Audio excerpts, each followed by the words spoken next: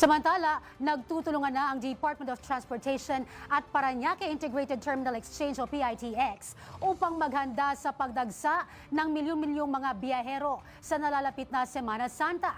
Ang detalye ay hatid sa atin ni Cristal Ramezares live mula sa PITX. Cristal?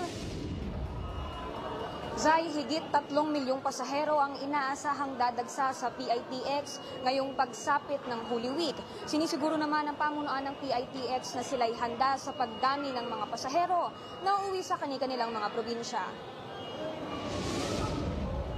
Isang linggo bago ang Semana Santa, tuloy-tuloy na ang paghahanda ng pamunuan ng Parañaque Integrated Terminal Exchange o PITX para sa pagdagsa ng mga pasahero. Inaasahang aabot sa mahigit 3 milyong biyahero ang uuwi sa kanilang mga probinsya mula March 29 hanggang April 5 kasama ang linggo ng pagkabuhay.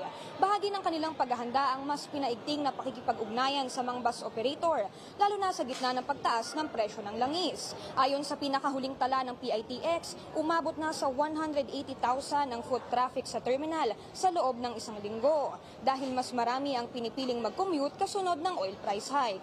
Tiniyak ng pamunuan na may sapat na mga bus para sa mga pasahero at nakahanda rin ang mga operator na magdagdag ng mga biyahe kung kinakailangan.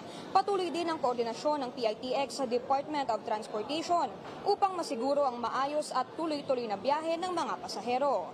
Nagpaalala rin ang pamunuan na iwasan ang pagdadala ng mga ipinagbabawal na gamit gaya ng matutulis na bagay, flammable materials at mga baril upang maiwasan ng aberya sa biyahe.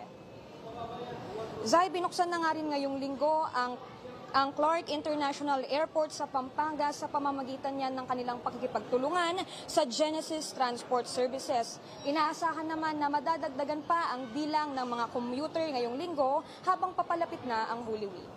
Zay?